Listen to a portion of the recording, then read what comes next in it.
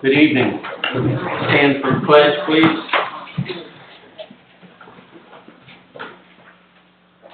I pledge allegiance to the flag of the United States of America and to the republic for which it stands, one nation, under God, indivisible, with liberty and justice for all. As always, thank you to the veterans and their families for their sacrifice. We appreciate it.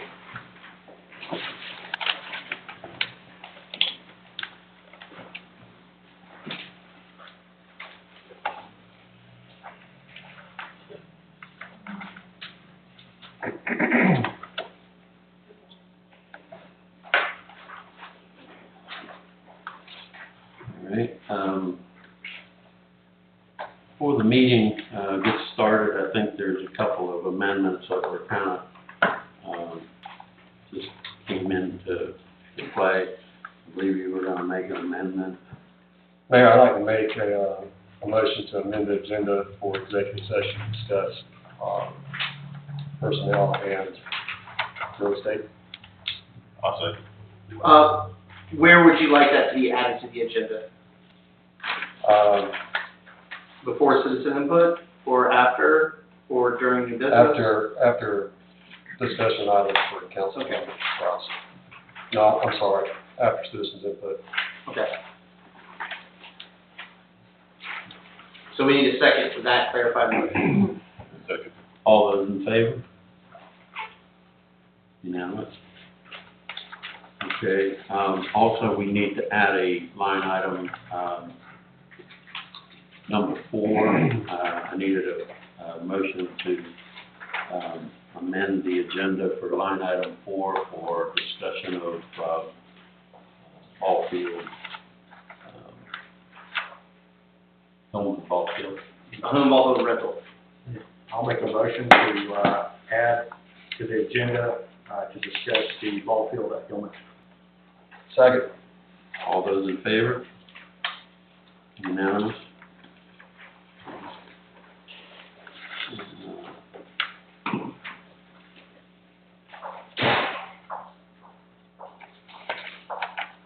Okay, first up on the agenda is minute approval. Minutes for January 17th, regular meeting, and January 26th, special call meeting minutes. These were provided to council. If there's no corrections or concerns, I'll ask for a motion to approve. Second. Second. All those in favor of approval? Okay, unanimous. All right. Council has the financial report that was provided. This was finished up this afternoon.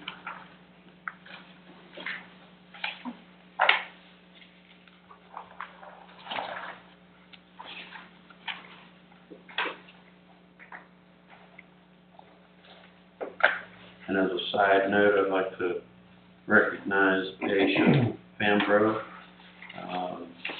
She completed the required courses to achieve State of Georgia MEOC Municipal Elections Official Qualifying Certification, signed by Brad Rathesberger, Georgia Secretary of State, on January 31st, 2023. She will be ready for the election and qualifying.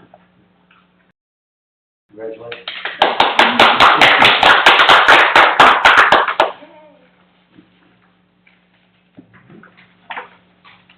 We also have a report put together by Jordan on activities of the street, water, and sewer department.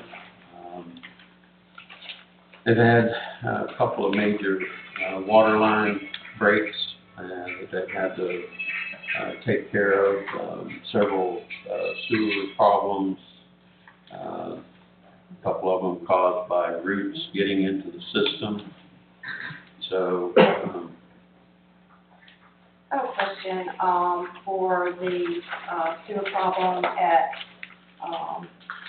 Atlanta Highway and Sunset. Do y'all know what caused that?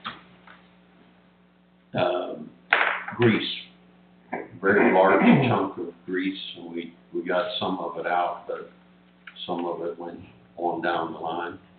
No telling where it came from. Could have been the apartments, could have been anything from Atlanta Highway back, that had pumps. But, grease is a big problem. It may go down your drain, but at some point, it gets cold enough that it solidifies, and it's almost like a brick, but it sticks to the walls and causes a backup.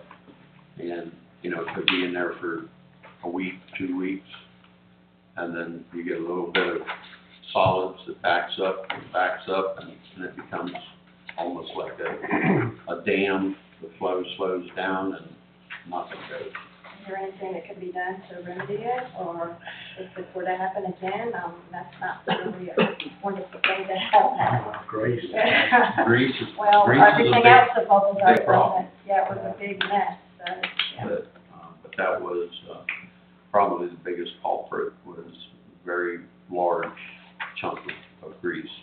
They were able to break up part of it with the jetter and then take some of the chunks out. Then you have to work between this manhole and this manhole, so that you get it moved from one to the other. You know, it's just a matter of running the jetter and breaking it up. Mayor, on the financial report, Yep. number 4, Nico's line, has there been any movement on that? That has gone through and got final approval from the state. I believe that in, Jerry Weiss and the fire department, because we have to make sure that you know, that there's enough flow for fire suppression. But it's, as far as the city, we've got everything approved. The state's finally approved everything, GDOT, so he's hoping that he gets, the word here in the next week and be able to start moving forward. I think he's already got his, contractor lined up, so it's hopeful. And on the, public works report, I know it's been raining a lot lately, and you have to wait till it dries out, but just to make sure they're aware, we've got quite a few potholes. Main Street's got 2 or 3 big ones. This side of the railroad that I know of, we've got potholes on Atlanta Highway, and, oh my goodness, trying to think of where else. I just Down noticed Grove that. Street towards the park. Every town's got a ton of them. I put in an article, about a couple weeks ago now. Which part? Because they've documented Richard most, Park, yeah, huge. they've documented most of them. You need about 3 good days of dry, and they've talked to a company about, doing,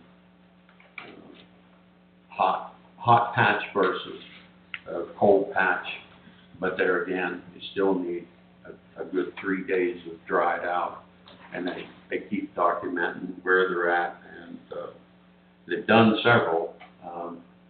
They did it out on Hammond Road, and some down on Atlanta Highway, and some over on Dooley, but And then, over by the Texaco station, I'm not even sure the name of the road, is it Hayes Lake? Hayes Lake, they redid that road, and it's already, You get buried hard in that, it's so bad. yeah. I think we're gonna have to look at that one. It's probably gonna need to be, I talked to Jordan about it, it's probably gonna need to be milled and literally put down road surface. And on that note, would it be possible, we're missing some road signs like Hayes Lake. That's how I noticed it was.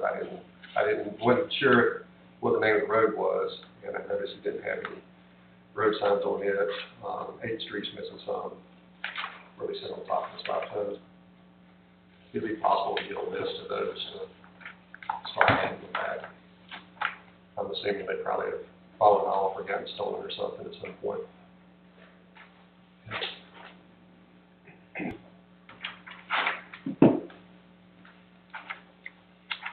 And there's probably others, other than just the ones I noticed.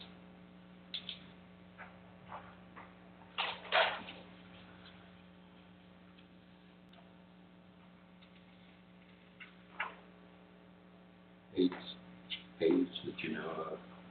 Yeah, Atlanta Highway to 8th Street, I know that those are missing, and then there's not one there at Hayes Lake Road.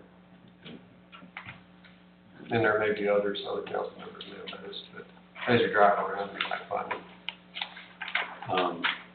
If someone knows something like that, and you call City Hall, and someone on the staff will make a work order, and we can get them reordered and put up. So need public assistance on that. Mayor, real quick, the patch on Hammond Road that was just recently done is already washed out and back to where it was, I guess, because of all the rain.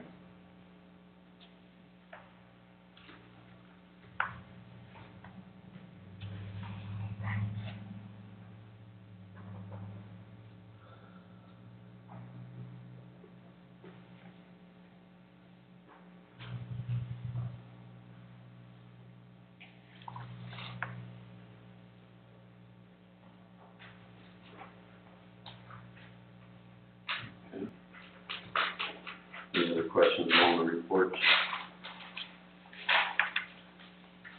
Okay. Unfinished business, resolution R-22-04. This was tabled January 17th, 2023, regular meeting.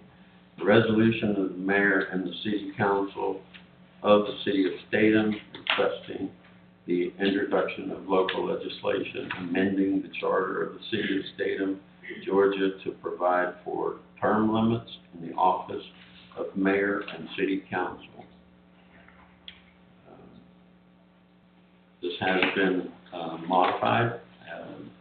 Councilor, would you like to? Sure. So this is probably the third or fourth time this has been on the agenda for discussion, and every time there seems to be a little bit of confusion. So the issue that still needs to be determined is the ultimate cap on running for office. So the way that it is currently drafted, the way that it is in the agenda packet, it says that any mayor or city council member who has been elected for 2 consecutive 4-year terms shall not be eligible to be elected for the same office in the succeeding term. So that means if you've been on city council for 8 years, you have to take a break. You can run for mayor, but 8 years is the max in one office. And then you can go to the mayor. There is nothing, however, and what one of the concerns y'all had was there is nothing that would prohibit someone from bouncing around to and from. So like council, mayor, council, mayor, council, mayor, council, mayor, in perpetuity. It's based upon the office itself, not the person. And it needs to be that way for due process purposes. So the question becomes, if you want to change that such that, or add something that would prohibit somebody from basically holding office, any elected office, for 8 years, you could do that. Or you could add another sentence that would say, no one is allowed to run or hold elected office for any period longer than 12 years consecutively. And then you have to take a break. So then you could maybe serve 1 term in different role. It might put the kibosh a little bit on jumping around, but the object of the exercise, and my understanding of the reason why this is being proposed, is to try to bring fresh ideas to the table, have more people run for office, That's the loophole in this. Now, between you and me,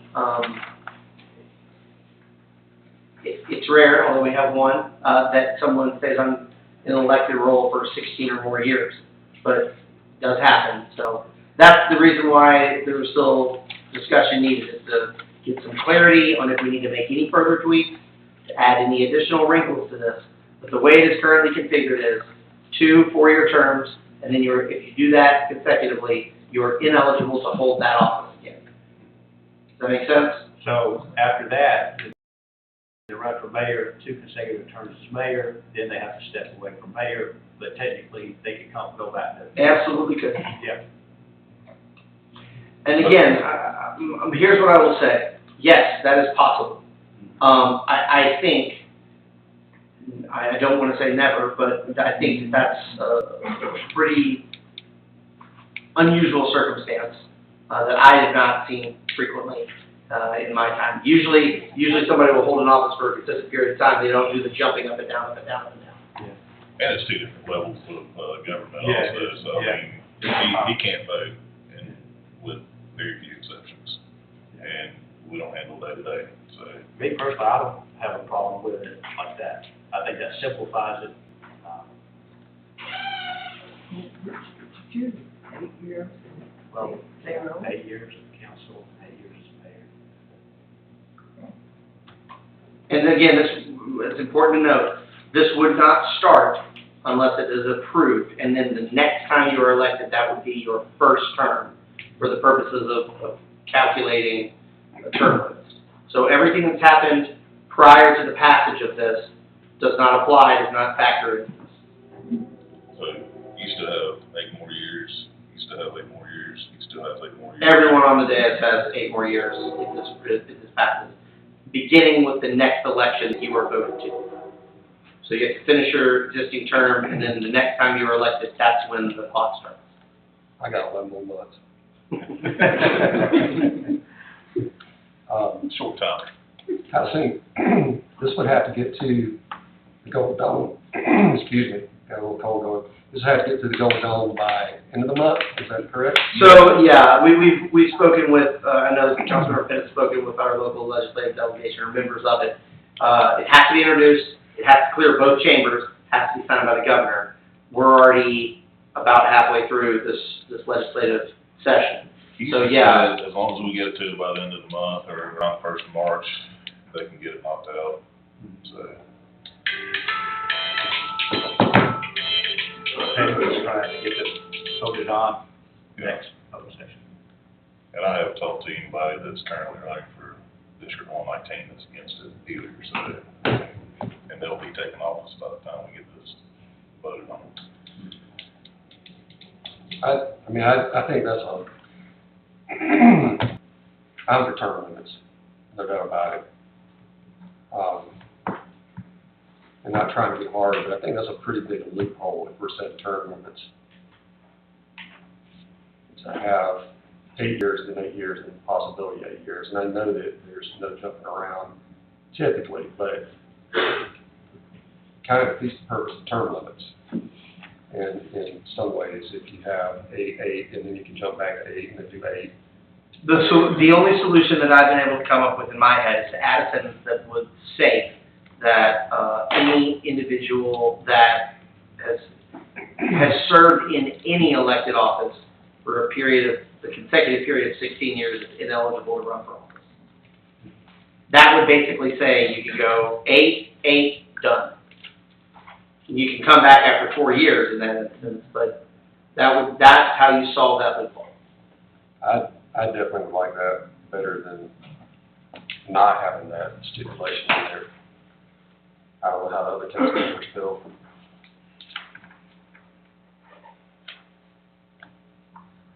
Well, I'm trying to find a balance to where, some people look at term limits as it's up to the voters.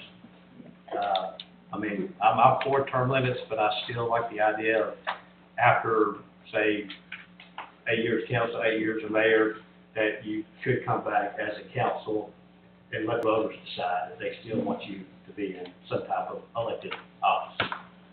I think that's kind of a balance their term limits, plus still gives the voters opportunity.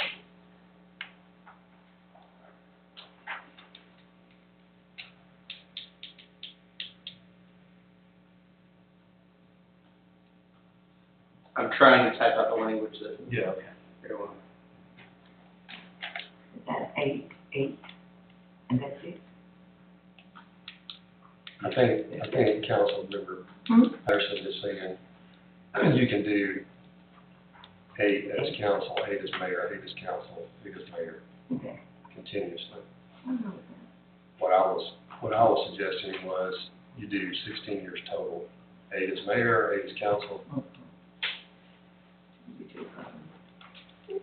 So here's what I put. Any individual that has held any elected office of the city for 16 consecutive years shall be ineligible to hold any elected office for a period of 4 years thereafter. Because we have staggered terms, what that would do is, if somebody does do the 8 as council, 8 as mayor, or vice versa, a full 4-year term has to elapse before that person is eligible again to hold office, instead of jumping in 2 years later in the staggered term situation. Does that cover your concern? Well, more so than what it was, certainly, but At least you have 20 years at that point, so hey, you may be getting tired of that 20 years. I mean, it's just, I'm sorry, I guess what I, Ms. Patty's How question. about repeating Sure thing. the term?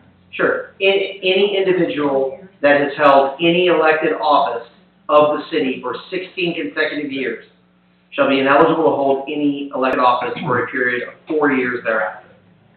So if you do it word it that way, technically somebody could serve 16 years as mayor or 16 years as. No, because the first sentence above that prohibits that. Okay. They have to be read in conjunction with one another. I think the 8 years is better. Well, they're both there. That, Yeah, they're both in there. So you'd have the 8-year prohibition against the single office, and then you'd have the 16-year prohibition as an elected official in total. well, for me, it goes back to the goal of why are we doing this? Why are we asking for term limits? And if the goal is to open it up, open seat, so that more people may be interested in running, then I get it. That's kind of the point of doing this, is to have new people that maybe will come out and run for office that wouldn't, necessarily run against the incumbent. And we've seen that. I mean, we've seen it very recently with someone running from office and,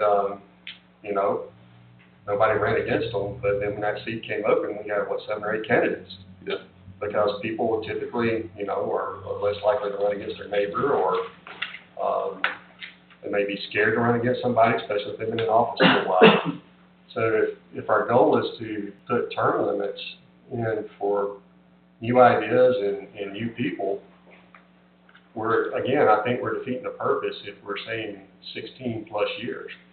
We might as well just not do it at all, in my opinion, and just say, just run until you run, and until the voters vote you out. Because, if you're looking at 20 years, what's the point? Does that make sense?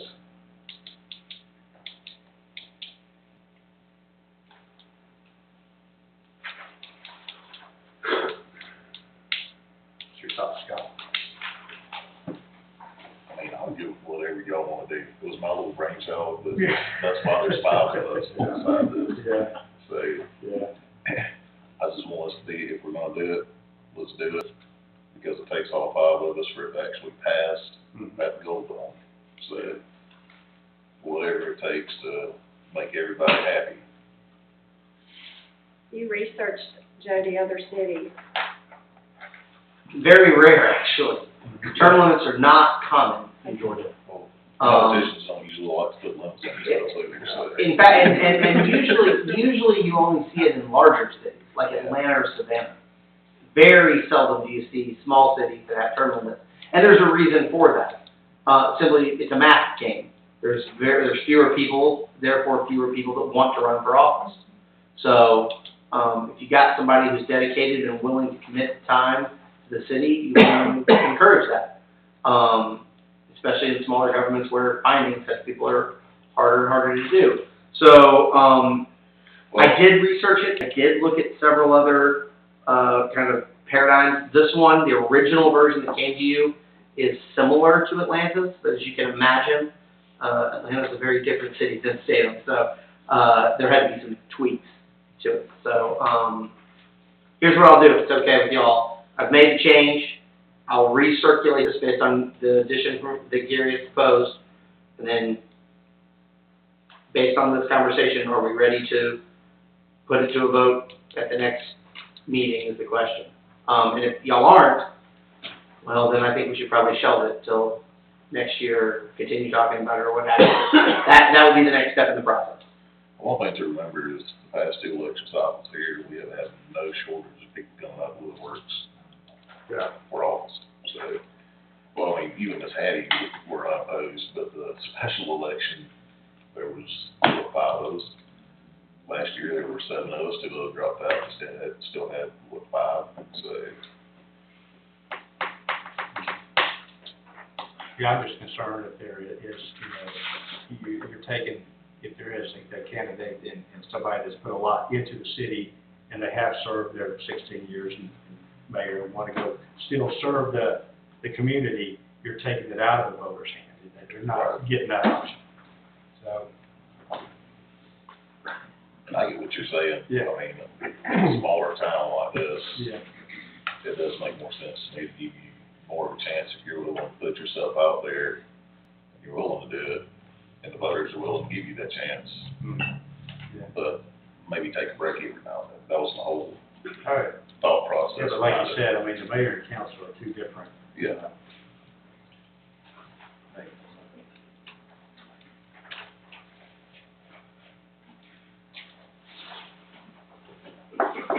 It has been sent to all of your all's city standing orders.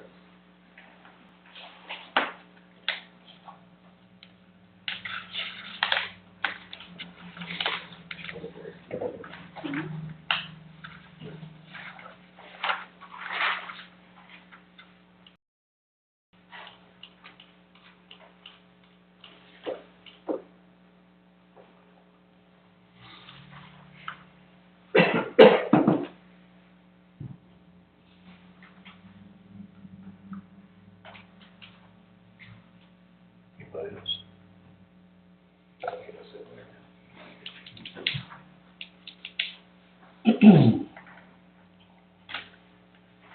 Okay, new business, the, council's been provided with a memorandum of understanding. This is a design bill. This would approve, mayor signing the MOU between Georgia Department of Transportation and the city of Statham to provide interchanges at State Route 8, State Route 316, at CR 329 Arbor Creek Road, and SR 8, State Route 316, US 29 at State Route 211, Bethlehem Road, in Barrow County, Georgia, by contract as authorized by OCGA 32-2-81. The reason for this, they've been working with Jordan and locating utilities that cross 316, and with the overpasses and modifying that road, the utilities are going to need to be moved. The state is basically saying that they will foot the bill and do it to our supervision and our specs, because it has to be done, and the cause is redoing that road. So they come up with a MOU, and I believe you had the opportunity, Counselor, to review this. I did, and just to be clear, we're not approving those overpasses, we don't really have a say in that. The DOT just tells us where they're going. The purpose of this MOU is just to note that any damage or change to our infrastructure, our water and sewer infrastructure, they're gonna pay for it. One thing that you do need to be aware of, if you go to the third page of the MOU that you've been given, there's a section called Option 2, work to be performed by the contractor at contractor's cost. Those two boxes for design and construction are going to be checked. So that is what puts it on the DOT to pay for it and design it. However, if you look at paragraph 3, bottom, the very same page, that's where they say they will consult with us, City of Statham, prior to making any changes. So that's why we will get a say in it, and we'll be able to say, this works for us, no, it doesn't work for us, as far as the replacement infrastructure they put in.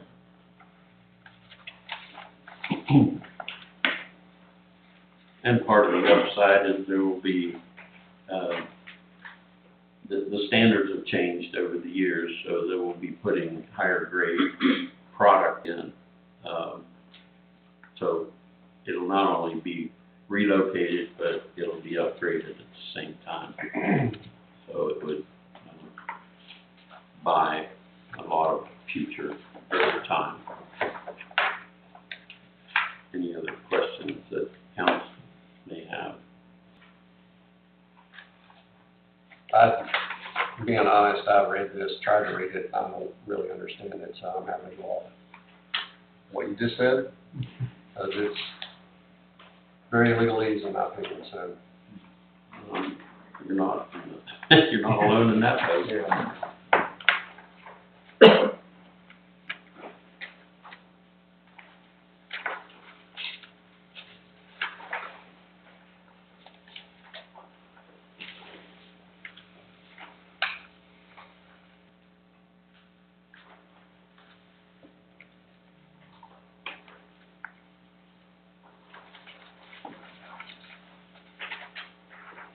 Any other questions about this or Nothing has, counselor? nothing has changed with this project that we know of since the last details were released by the DOT.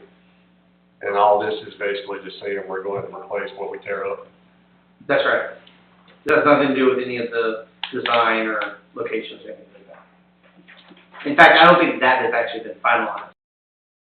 No. They're still working on that. This just simply says whatever they ultimately decide on and come up with, they're going to take care of any problems caused by it, from a utility and public infrastructure perspective.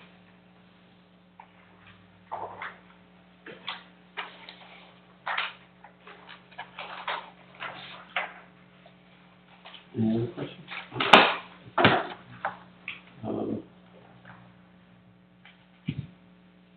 Okay.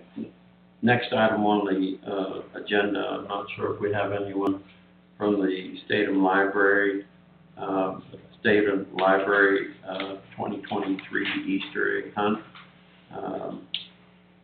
The Statham Public Library is hosting an Easter egg hunt in partnership with the Baptist Church on Saturday, April 1, 2023, from 12 noon to 1 p.m. The hunt will be on the grounds of the Baptist Church, and an estimated 100 children will be in attendance. The library has provided a certificate of liability insurance coverage. There are no street closures involved, and no public safety personnel is requested. I believe that Susie is planning on having a little hunt in the library for the little ones, and then they will be joining the Baptist Church on their grounds for the rest of the function.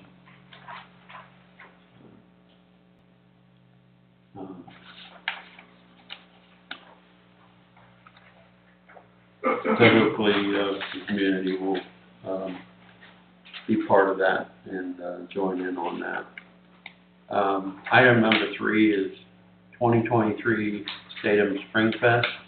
The Statham Lions Club is hosting the 2023 Statham Spring Fest on Saturday, April 29, 2023, from 8 a.m. to 5 p.m. in downtown Statham.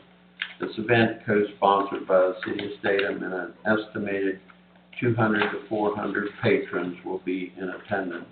The road closures include the following for the duration of the event, from setup to closing time. 2nd Street between Broad Street and Railroad Street. Railroad Street between 2nd Street and Jefferson Street. Statham Police Department has been notified and will provide uniformed officers for pedestrian traffic control. The City of Statham and the Statham Lions Club have provided certificates of liability insurance. I believe we have a representative here tonight. If you have questions, we have Vance and Fern Oaks, who are also members of CERT, so they're very well versed in safety procedures. So if anyone has any questions, you've already provided us with the certificate, so did you turn in the application as well that they needed? Okay.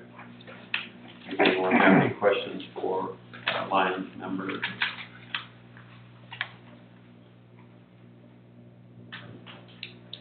So basically, they're here primarily to ask the council for the permission to have this function again this year. So I asked them to be here in case anyone had any questions for them. How many vendors do y'all have lined up so far? So, well, we just started, so far we have about 15 of them. Okay. How many did y'all have last year? We had 70, I think, something like that. We're expecting that or more again this year. So is the city gonna be providing the police protection and the sports parties and things like that? In a partnership with the Lions, yes. So they're gonna have to pay a portion of the fees for that, the Lions Club? Or is the city going to be paying for that? Because it's a partnership with the city, the city will provide that. If it were done independent of the city, then they would be paying that full amount. Okay, that's my question.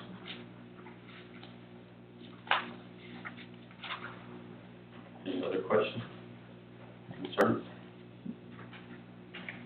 Okay, next on the agenda is the item number 4, the ball field at Hillman. Do you want to? Yeah, I'm happy to explain what's going on. So, as y'all remember, recently we approved a ball field rental agreement with the Winder Lions Club. The individual that was in charge of the Lions Club baseball program is taking a promotion within the organization and is moving up to Lions International. And so will not be kind of the point person anymore for that baseball operation. There's a new individual that's coming on board, and while there will still be a connection to the Lions Club, the Lions Club itself is not going to be the operator, if you will. So the city, under the agreement, is intending to terminate the Lions Club ball field rental agreement and substituting a new rental agreement with the new individual and the new entity that's going to be operating the baseball program. Again, it's related, it's connected, it's just not going to be officially Winder baseball, or Winder Lions Club that's going to be the operator, it'll be somebody else. But the same requirements that we had for the Lions Club will be in place for this new entity, same level of responsibility, insurance, indemnification of the city, et cetera, et cetera. So, My question is, so if other teams that are, since this is not Lions Club, because most of the teams were Lions Club team people that were using the field, do they contact this person to see if they can, use the field? so the way that the agreement reads is we are supposed to set designated times where this person can utilize the field. If there's a conflict, the optimal situation is they would work it out themselves. But if they can't work it out themselves and there's still a conflict, the city still has ultimate control over the field and can say, no, we need So to. that team could come to the city and ask permission to rent the field? That's right. And that's the way it was with the Lions Club as well. Okay.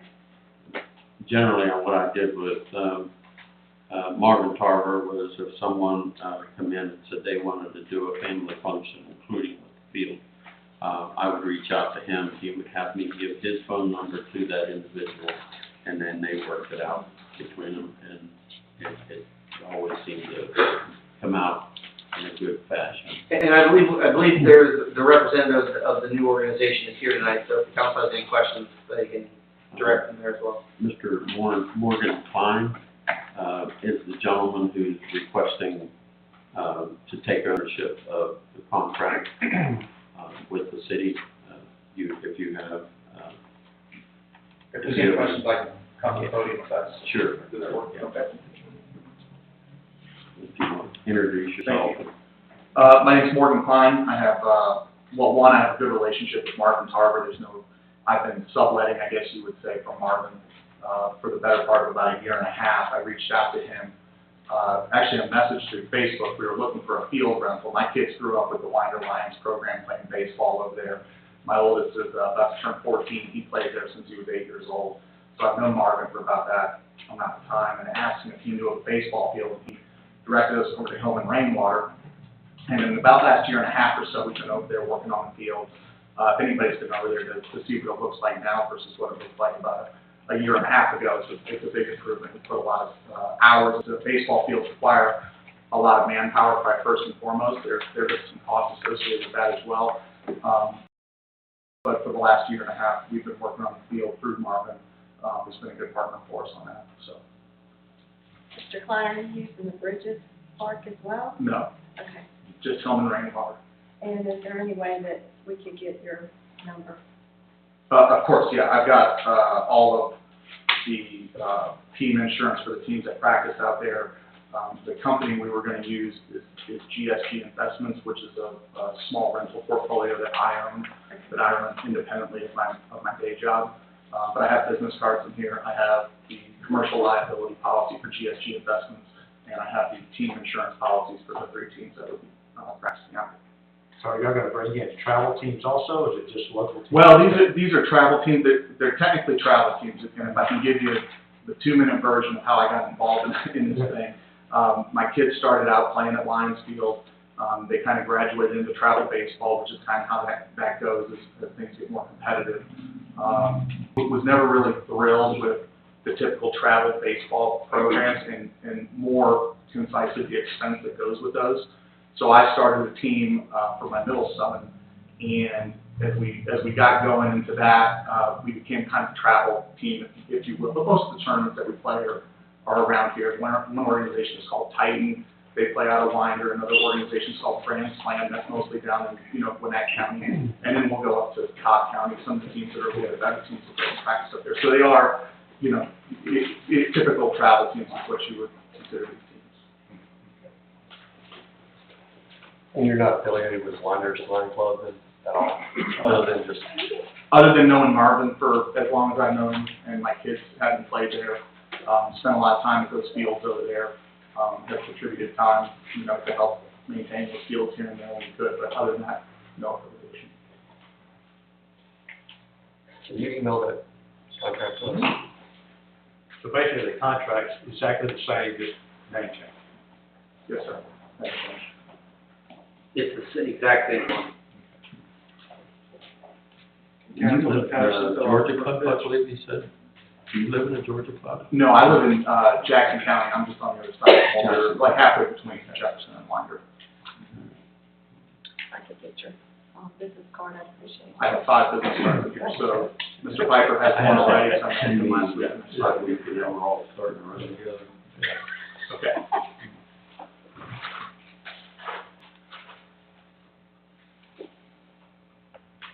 Fields are hard to come by for. Well, they're very hard, and we came across it because as the boys get older, they require bigger fields. And the rec departments are great at building fields that have 200-foot fences, but once you get past 12 years old, they just aren't suitable anymore. Kids are too big and strong. And finding a field like Hillman Rainwater was a real blessing for our team. So we appreciate it. We take very good care of that thing. Mr. Piper's been out there last summer and saw the field, and we love it. So we really appreciate you all letting us use it. They are nice. We'll continue to take great care of it. We continue to put money into it, which we're happy to do. It's reciprocal, so we appreciate it. Are these, if I can make a copy for the council then? I did. I put a copy in my. Okay, so these are the improvements that were done in some of the plans. For They are. 23, they're planning on fixing the lights. I guess there's a couple that, one has fallen over into the kudzu, and I believe that the ballast is probably shorting out after 30 minutes. They tend to go off, so they want to get a professional electrical company to come out and actually fix you want to install a 3-lane batting cage. It's already been purchased, installed in February sometime. Overseed the outfield with rye in March, trim out and regrade 1 B line, 1 base line, first base. When we came back in and we set the bases, which, believe it or not, is not as easy as just throwing down home plate. And you have to measure it out, and you have to run lines from the foul poles back to home plate.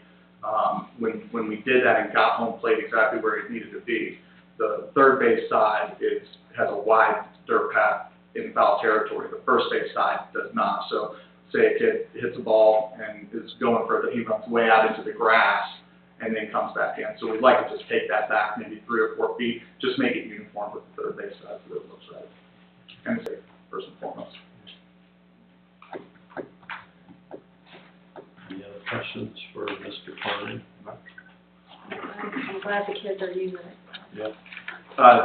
They're very happy, so thank you very much, appreciate it. Who can I give this to? This has our insurance, Mr. Campbell? Or anybody in City Hall can convey. Thanks, sir.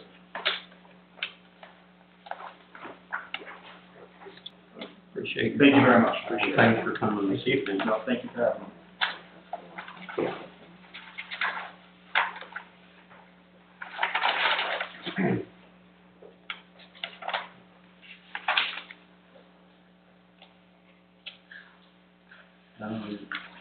Okay, there are other discussion items that were requested by Councilmember Kraus. Yes, sir. Thank you very much, Mayor. Come before the council because this has been something that's been on the forefront for us for the last 6 months, is the alleyway. And I understand that now we have found some money that is existing for that we might could use for doing something about that, because it has to do with landscaping and just quality there. So I know that April sent something out about, I forget what the name of the grant is, but there's a grant that has some leftover money, and I thought that grant would be good use to going in here and making that, getting that cleaned out, doing everything right, so that these homes don't have water in their backyard. I went by and saw one of the homes that was deep enough for a swimming pool, and it concerned me if a kid were to run out there, fall into it, they might be drowned. So this is a source that needs to be taken care of, and I think that with this money that's been found, that would be a good way to use that money. That's the one worth about 6,000? Yeah. Yeah. Yeah. Anybody got anything that they want to add to it? Because I know this is a problem, and we need to do something about it.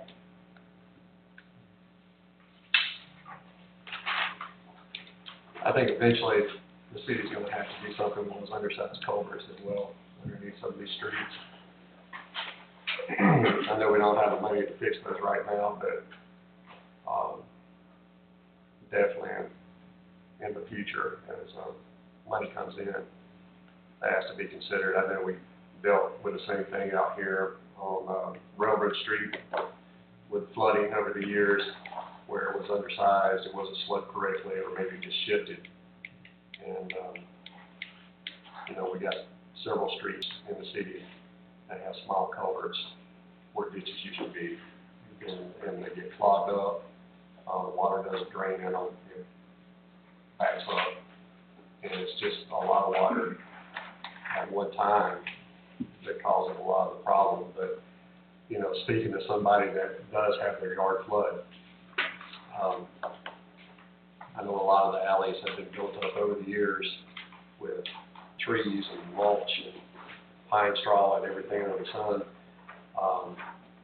And, you know, a simple ditch probably would alleviate some of those problems by just digging that out so that water does run maybe into the ditch rather than building up in the backyard and flooding. But recently, just speaking from my own personal experience, after a rain, we walked from around 6th Street all the way down to 8th Street. And while flooding steadily seemed to get worse around the closer you get to 8th Street, the backyards, it starts all the way to 6th Street. You know, you can see water is not running off into any kind of drainage or ditching or anything. It starts puddling. As that fills up, it just flows down into other people's yards because there's nowhere for it to go. I think that we need to put a plan together and take care of it, you know, one way or the other. It's a quality of life issue as far as I'm concerned, and I just think of all the things that are down in there, snakes and, you know, Let's do it. rats and all those People put things. money in their landscaping and Yeah. it's being destroyed. Yeah. So, with this money that I feel like could be used for taking care of that. May not take care of all of it, but We can chip away at it. We also have ARPA funds too, that we need to figure out how we want to spend here in the next year and a half. so I just, you know, we just need to put a plan together and move forward on it. I don't think we can use the ARPA funds though, I don't think we qualify, but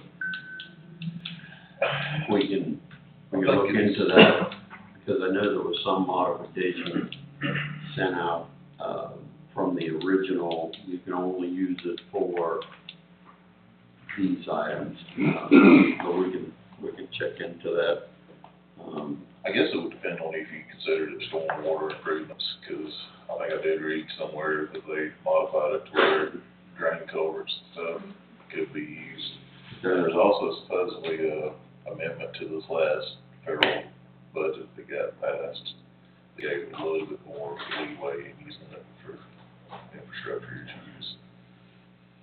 So that's something that I've been looking at a lot here lately, but yeah. Take care of stuff like that. There's also sewer lines out there we need to work on, but still, it's kind of. Those culverts are 9, maybe 12 inches. That's it. And they're open, but if you try to put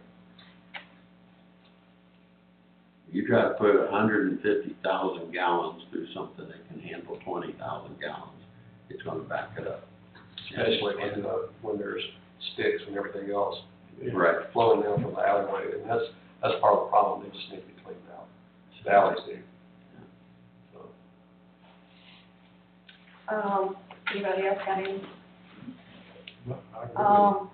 I went back because, you know, we talked about, our water plant for a long time, and the wells and things of that nature, and, EMI had put together an extensive report, and it started in 2015, I believe, and then they came back in 2017.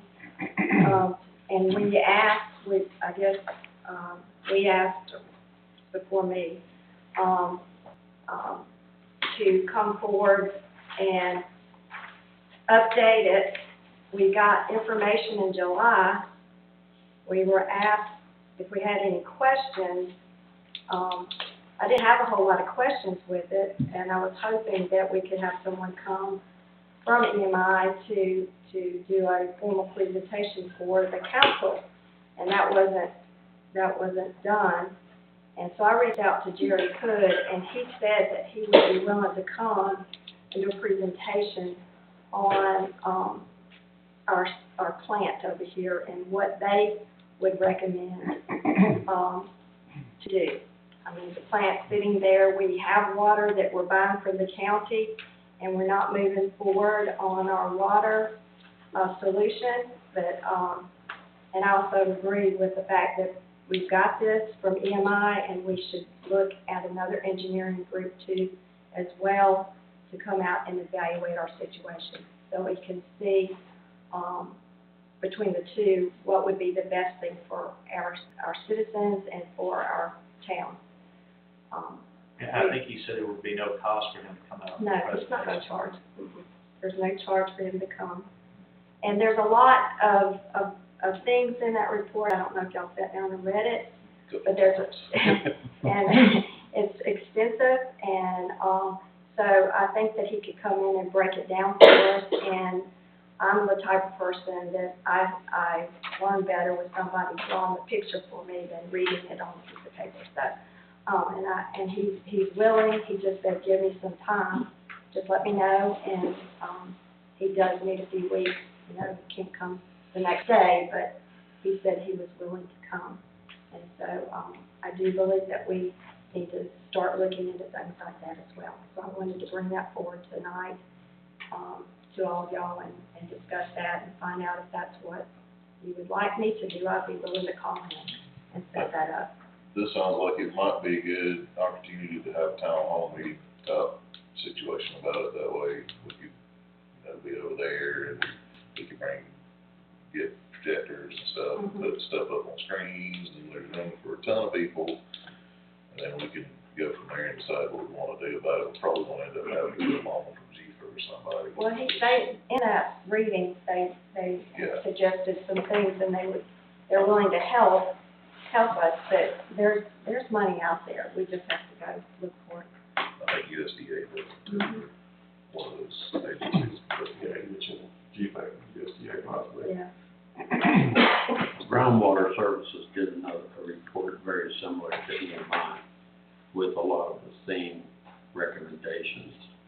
And it was requested by the council to have more information, and that's when I reached out to Jerry at EMI and asked him if he would put together a report, which he did, at almost double the cost of the first one. And I have one other engineering firm that could do another study, but this was all, when I talked to Jerry Hood about coming in and talking to the council, he said he would, but the council had decided to not do anything at that time, so that's where it stayed. So, but a town hall meeting might be the best thing to do, set something up. I know the equipment's been ordered across the street, not sure when that's gonna get done, but, Well, there will be plenty of time for us to ask questions and all that, whoever does show up, they can ask questions. Get into it.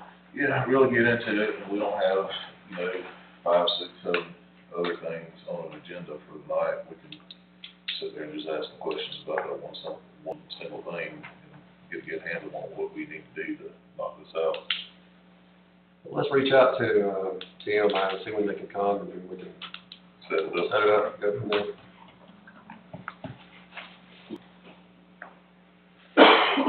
Just for clarification, who's gonna reach out?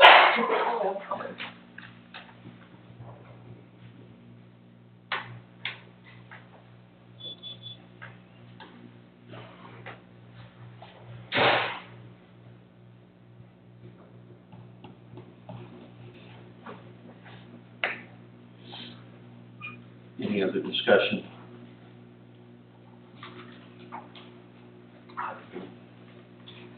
Okay, at this point, we have citizen input. Do we have anyone that has signed up? Cheryl's first. She gets here early. I take the race. I won't even bother. Yeah, I'm gonna break it up for you. I got mine, I'm up to go.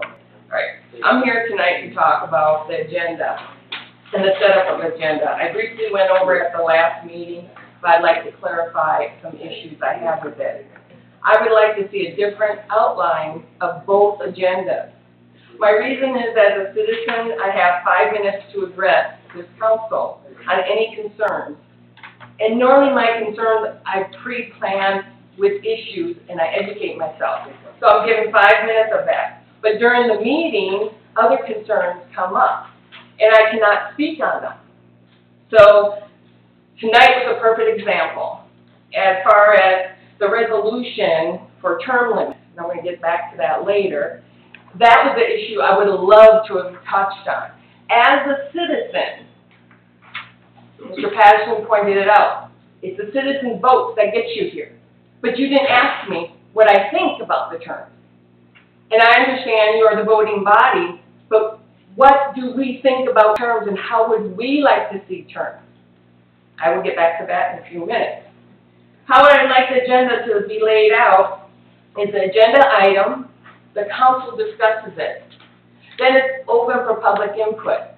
As a citizen, don't yell from here, come up here and address you, not address them, with any questions or concerns.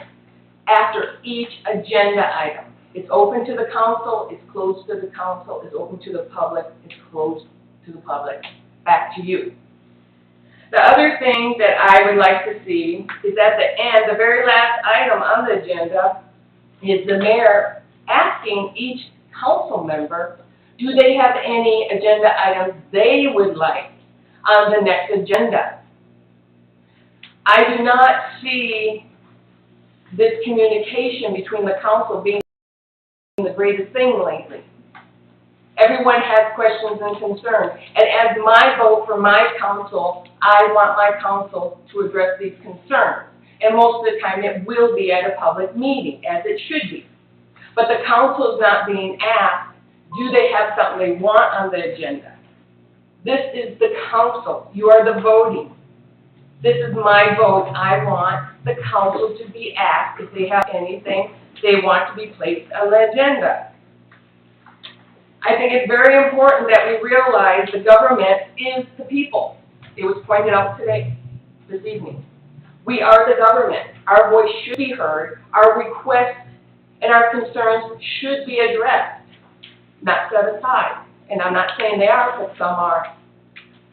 Now, that's how I would like to see the agenda to go, on both. Because during this work session and the next meeting, languages get changed. We just saw it tonight. Languages changed for terms. We don't know what's going to be presented. I would like during those voting meetings, citizens' input. I know people say, well, you already discussed it, but that's not the point.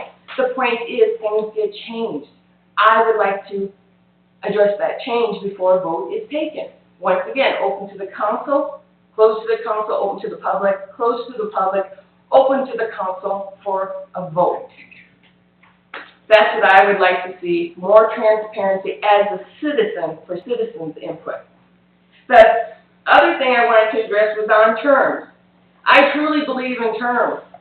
Most of us are going to gripe about big government. They've been in government. They've been in the Senate too long. They've been in Congress too long. They've been over here too long. Our president had 2-year terms. 2 terms, 4 years each. Our governor has 2 terms. They can't go back in those places. I would like to see, personally for me, 2 terms. Whatever you are elected to, 2 terms. Drop out for 4, come back. Every other year, every 2 years, we have 3 seats available.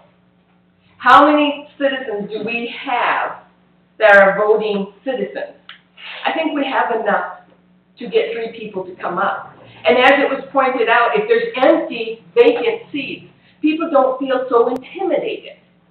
So personally, for me, that's what I would like to address tonight, how I feel about it as a citizen. I do not like to see someone in a seat for 40 years, 20 years. I would like to see annuities. I can't force people to run. That's not what I'm trying to say. I'm saying, let's get new blood. But if you're going to vote on, what you just said tonight, 16 years, that's too long for me. I don't believe in taking a person's right out of not coming back for a seat. That's not what I'm saying. What I am saying, I believe there has to be a dropout period to welcome other people in here. So what I would like to see is 2, not consecutive, I don't care if you're a mayor, I don't care if you're a council mayor. 2 elected terms, out for 4, come on back. That's personally how I believe it to be. Just remember, what you think big government should do, we should do. And this government affects my livelihood a lot more than the big government. So think about it. The ordinances, what you have here, what gets done in our community, you all set. Big government doesn't set it for me. So if I want terms, which I do want terms for big government, I don't think they should be there that long. I don't think they should retire off of our buck. But I have to also believe it's for all government. So that's my goal. Thank you.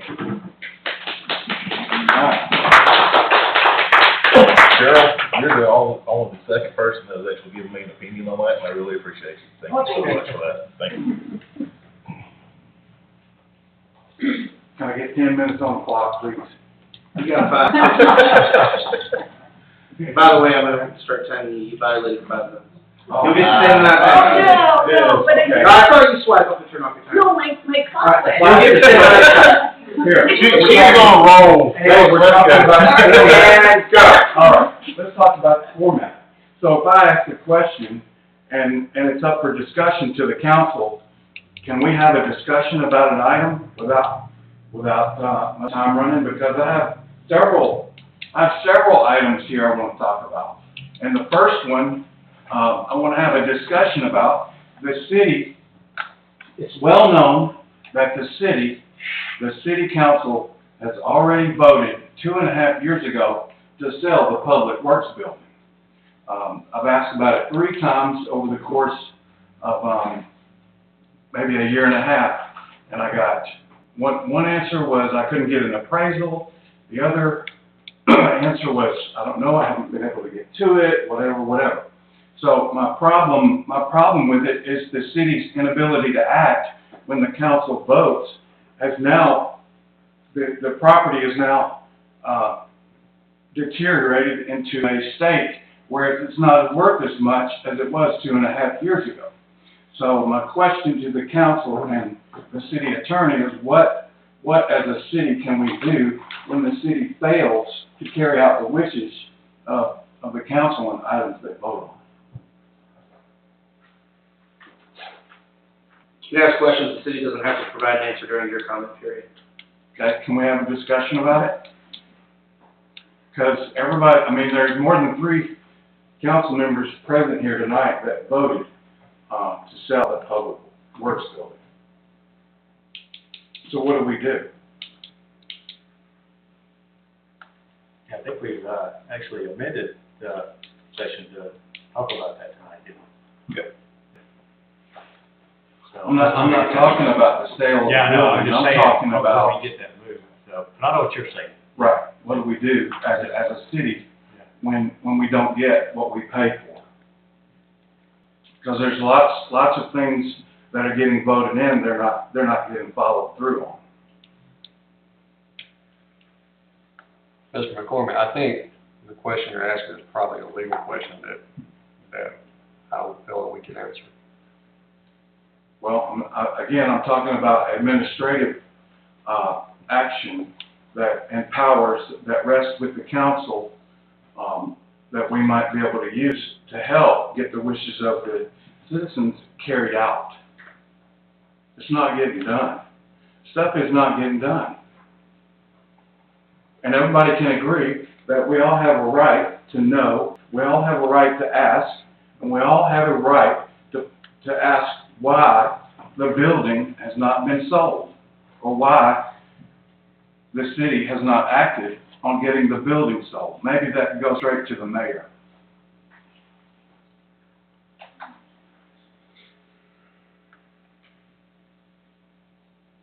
This is your time. Do you have an answer? This is public input. It's your time. Okay. I guess, since we're hearing crickets, I'll go on to my next topic, which is how did the business license fee get raised from $50 to $250 when usually fees for this type of thing have to go through the council?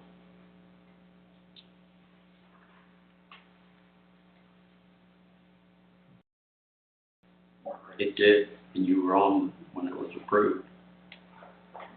We can go back to the minutes. I don't remember it.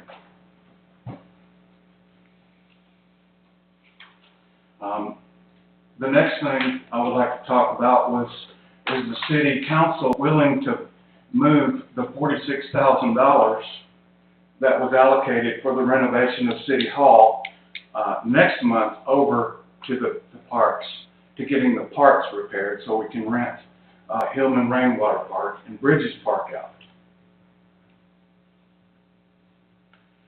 There was discussion about that at a previous meeting where we had talked about moving, when we do budget amendments, moving the funds that was allocated for City Hall and putting it into areas for the parks to be fixed and renovated basically with whatever funds we have. And I believe next month is actually budget amendment month, so that was gonna be part of it. Next Go ahead and month? knock that out, yeah. Okay. Yeah, I think the What city else, was Dawn? getting quotes also on fixing Hillman Park, the roof over there. Yeah, Yeah. that and the HVAC system Yeah, at Bridges. HVAC system, we have bridges, It's just hard to get people sometimes who want to come actually put a bid on it. but we just gotta get final numbers on everything. Okay. And my last item is about the recall petition back in the spring. A year ago, we circulated a recall petition against Mayor Piper. And the 135 residents that signed that recall petition did so with their right and knowing that they would not suffer any retaliation. But I've had 6 people come to me and say, Mayor Piper has asked me why I signed that recall petition. Now, if a 7th one comes, we're going to bring legal action against you, Mayor Piper, for infringing upon the rights of our citizens. They had every right to sign that petition. You know they did. And the shenanigans that you're playing with all of our citizens are going to expose us for libel. We got one business owner that's had a business here since 1999, and now you're playing shenanigans and all that with his business license, and you're exposing us for libel for political reasons, because that man also signed that recall petition, and he had every right to do so. So my direct point to you is stop retaliating against the citizens who signed that recall petition. That's it.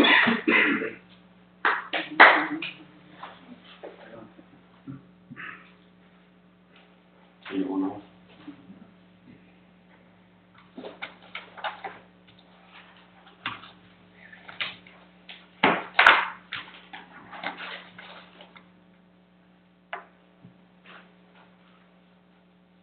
We have a motion to go into executive session.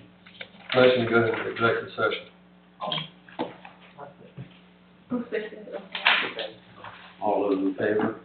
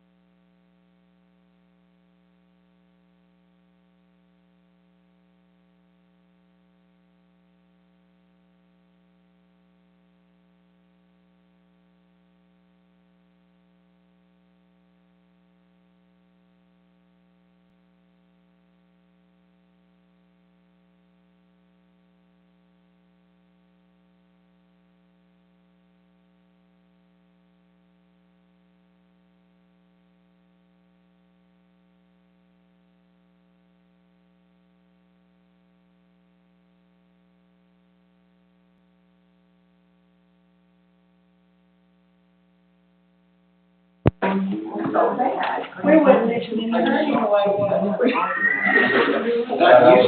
said, I was listening to every word. That's because you had to. Then a motion to come out of executive session. So moved. Second. All those in favor?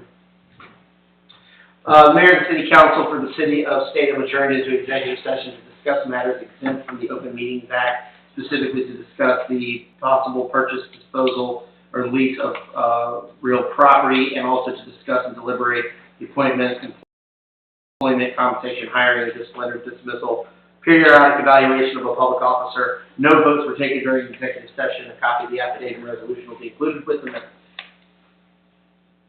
Thank you. Was that from memory? Yep.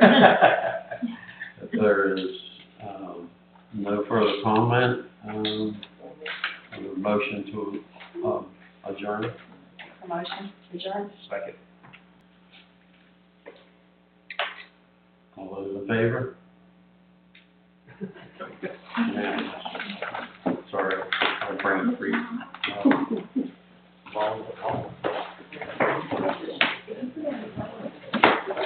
No, anyway. We adjourn. It's your fault.